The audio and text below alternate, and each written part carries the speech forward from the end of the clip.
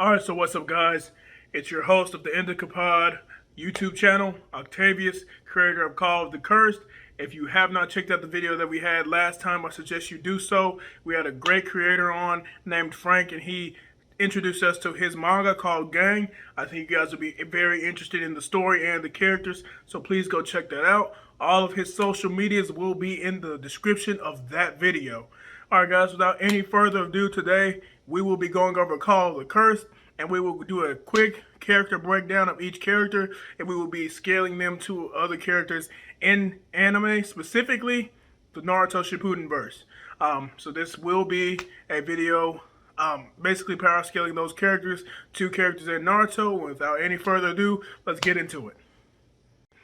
Alright guys, so let's get into this character breakdown. First, we got the main character of Call of the Curse, Kazu.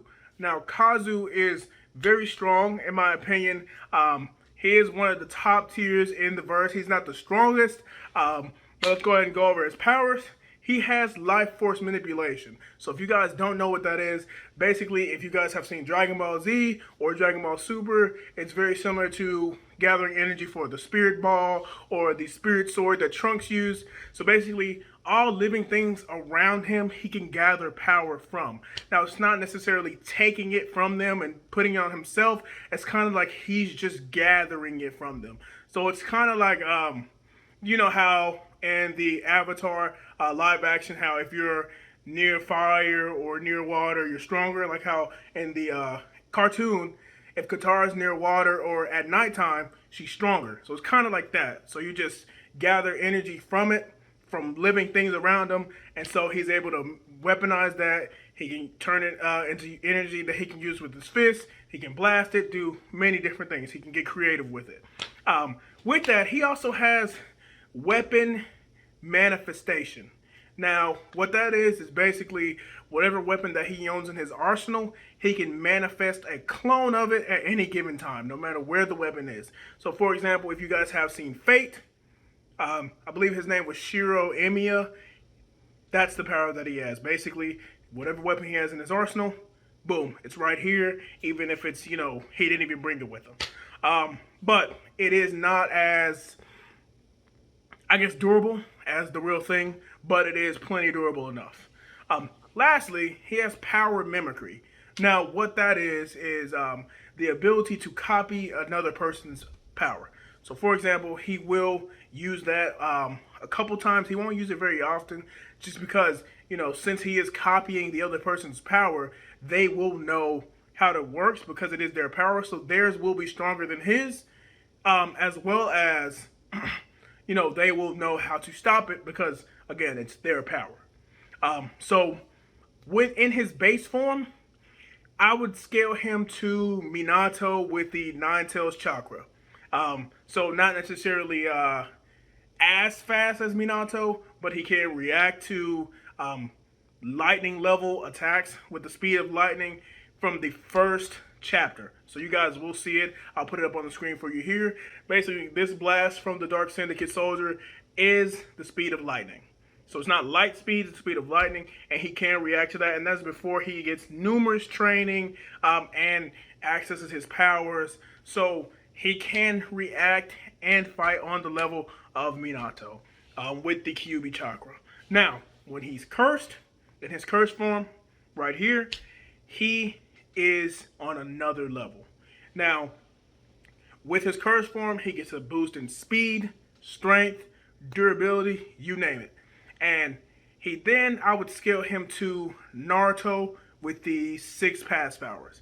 Now, I know that kind of is a big jump there, but I think that he has the ability to, once he transforms, to be on that level with Naruto. That's who he scales to. With destructive capabilities as well. Now, he doesn't have, you know, the sealing abilities or anything like that, but just as far as scaling, if they were to fight, it would be a toss-up between who wins. All right, next, we got his main man, his best friend, his rival. We have Etsyomi. Now, Etsyomi is, he's an electric user, so he can control electricity. He has electrokinesis, as well as enhanced senses. So he has higher hearing, smell, taste, and sight than the rest of them. So with that, he has higher reaction times and reaction speeds just because of his senses. Now there might be others who are faster than him in base, but because of those heightened senses, he can react to them. Now he is, older than Kazu, so he has a little more experience as far as hand-to-hand fighting, things of that nature. But as far as strength goes, I would most likely scale him to Sasuke at the beginning of the war when he first, after he revived the Hokage, when he first came to join the fight. So this is before he received the Rinnegan. I would compare him to that Sasuke. So very comparable to Kazu, and actually early on, he's actually a little stronger than Kazu, but at the end, that's where he kind of scales to Sasuke. And right here, his curse form, he gets a huge boost in speed. Might be even equal to, if not faster than, Naruto and his Kyuubi mode, Minato with the Flying Rising, might be faster than them with his curse form. And he kind of scales to 8 Gates guy, fully transformed demon 8 Gates guy, the one who fought Ten Tails Madara. Now, obviously, 8 Gates guy dies, over time as he uses that ability. Etsyomi does not have that problem. So if, let's say God could fight forever, him and Etsyomi would be clashing. So there would be, again, a toss-up. Who would win? He has that level of strength, power, everything. So that's kind of where he ranks as far as, Naruto characters. Next we have the main female of the story, Miyuki. Now, Miyuki was not born with any powers, but she has been trained to use several martial arts styles, as well as she kind of has, think of like 64 palms, but it's kind of just, she's able to shut you down using her pressure points. So she's able to do that, as well as use martial arts.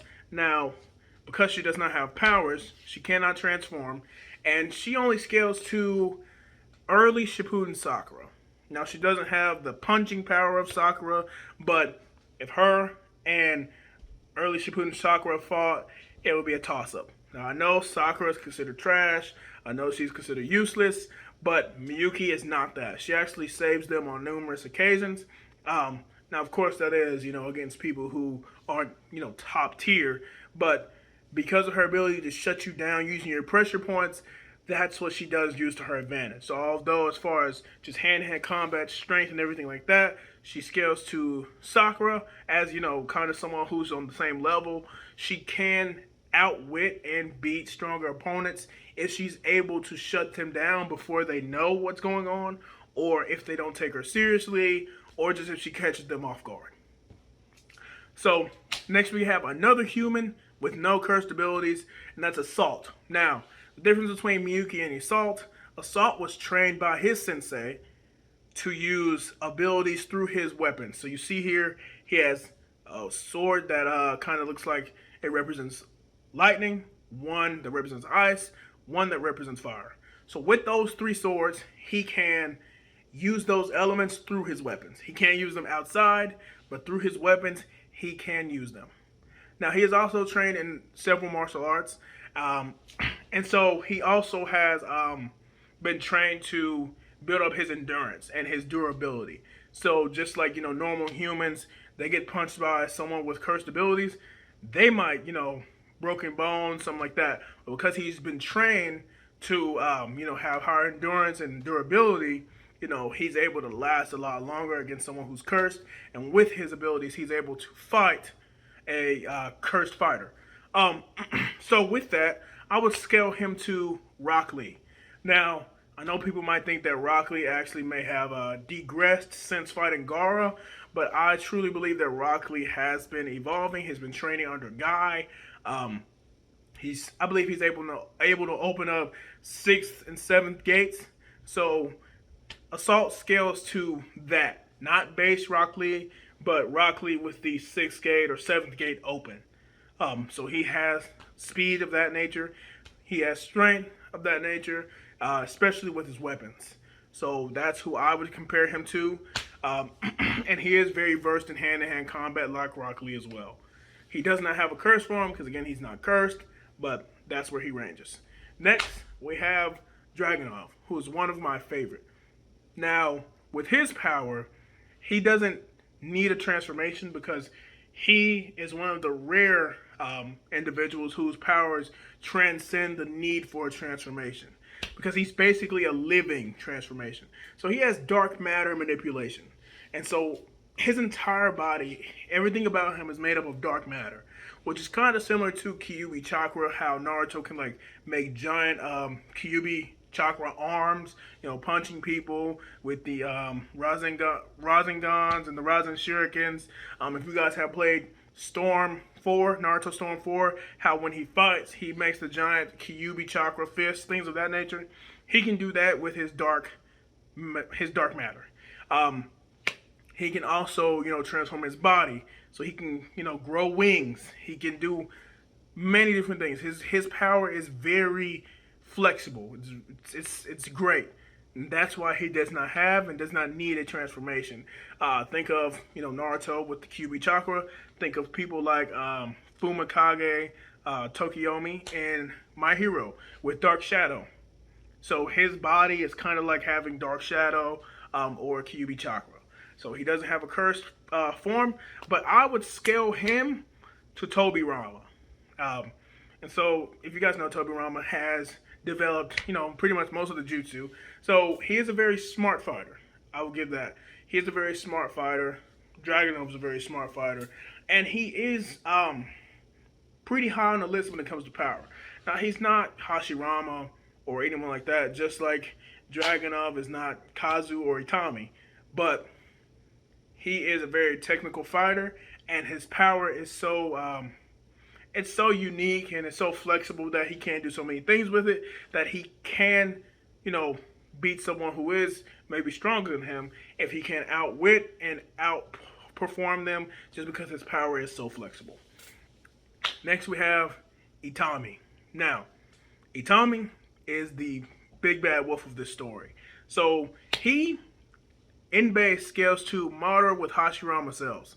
So we all know that once Madara was revived, and so with the Rinne rebirth, and he came back to life, he was absolutely a beast.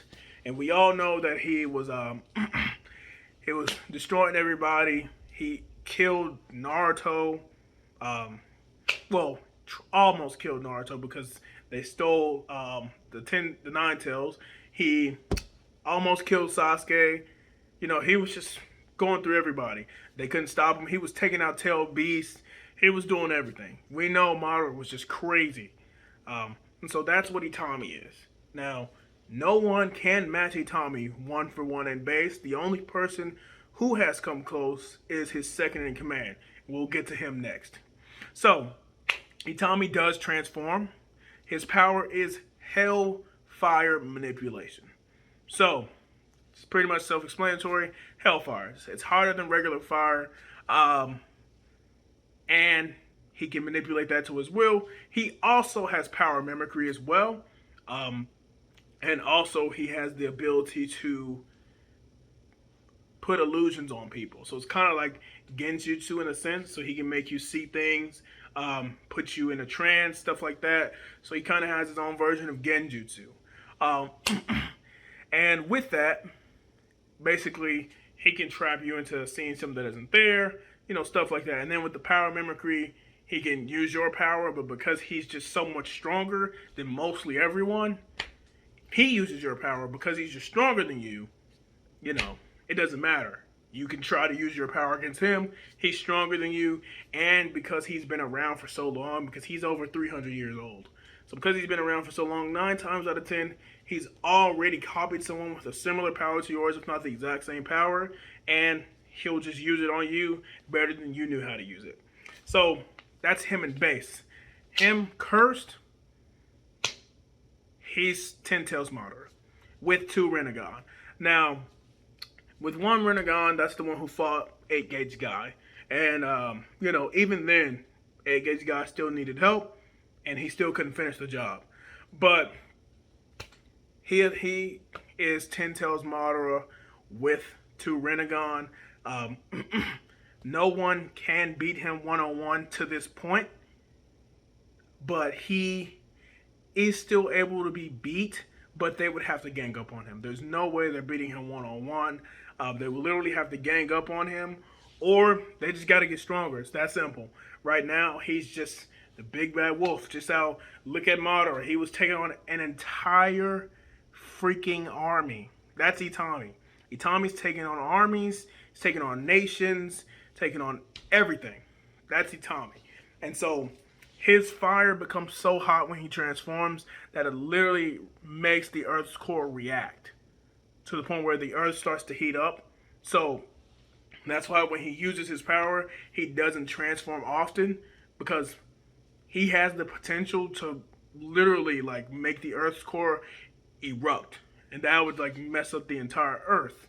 So, not saying that he's a planet buster, because he can't directly destroy a planet, but his actions can in turn destroy Earth because of its core. So that's just the extent of his power. And since he's been here for so long, he's more advanced than everyone else. That's kind of another reason why he's so strong.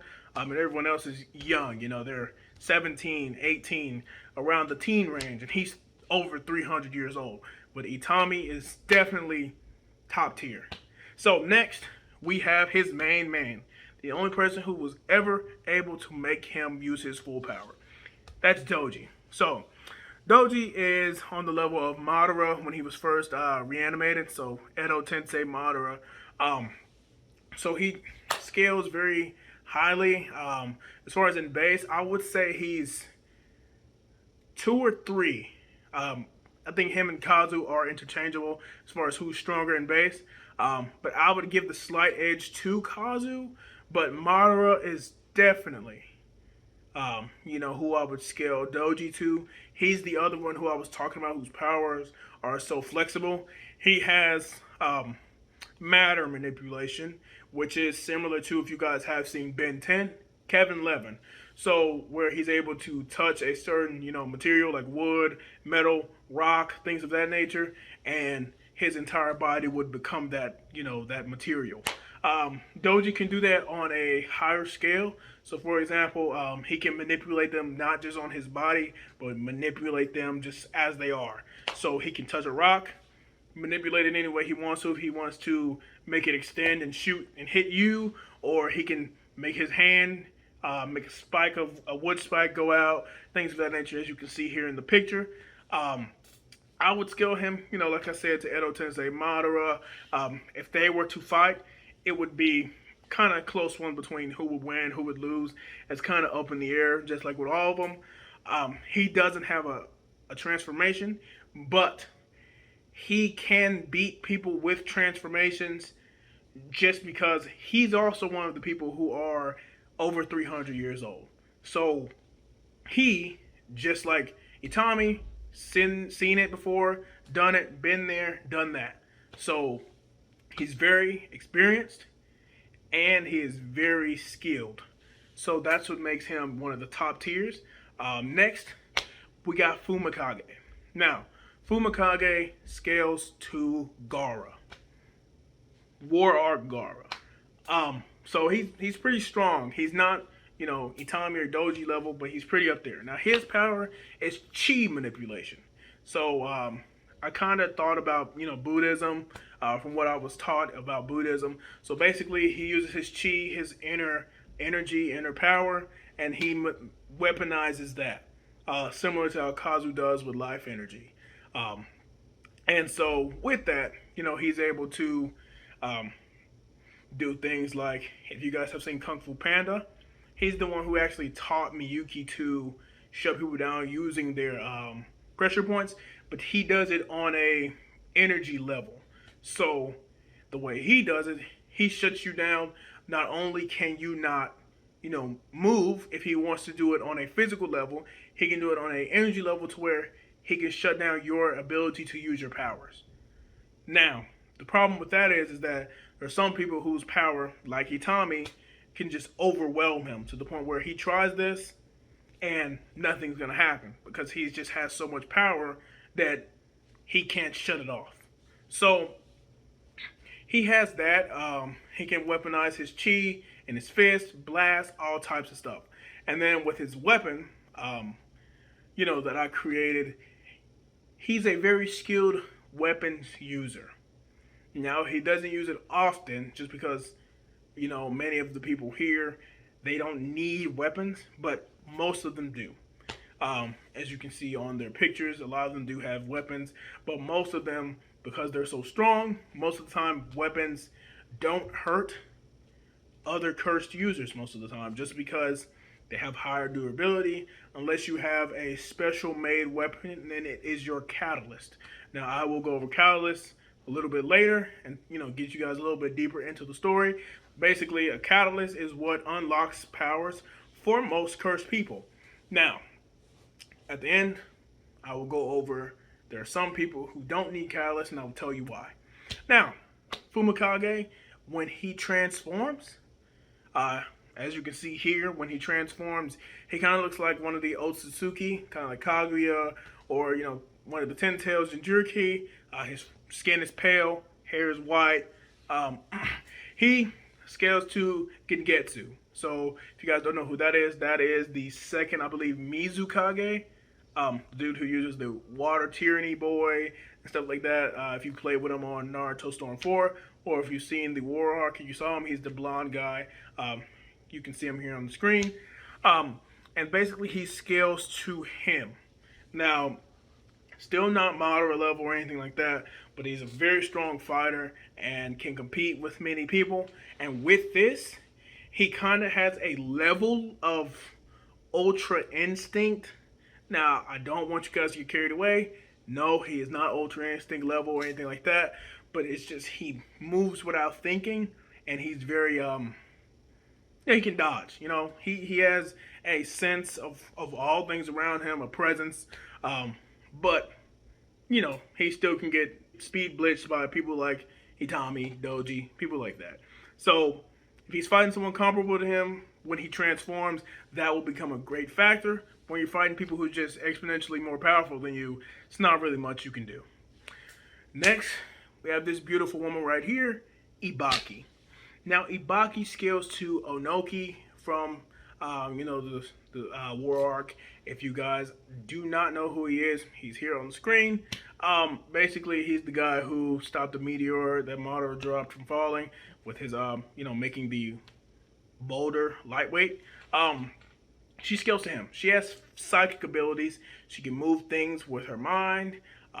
She can control people's bodies with her mind. She can speak to people through, telekinesis and mind talk, I guess you can call it. And she can also read people's thoughts. So she is just the ultimate, psychic fighter. And she, on a scale, I would say, let's say she's in a battlefield, she's near a forest, she can probably just with, obviously it would take her some time, but she could lift the entire forest and chunk it at you. Like she has that type of ability. It's not just one tree or anything like that. At full power, she can lift an entire forest in base. Now, in the story first arc, you guys will see that she is hindered. I'm not going to spoil why. I'm not going to spoil how, but she is hindered in base and in her curse form in the first arc at the end. And you guys will find out why.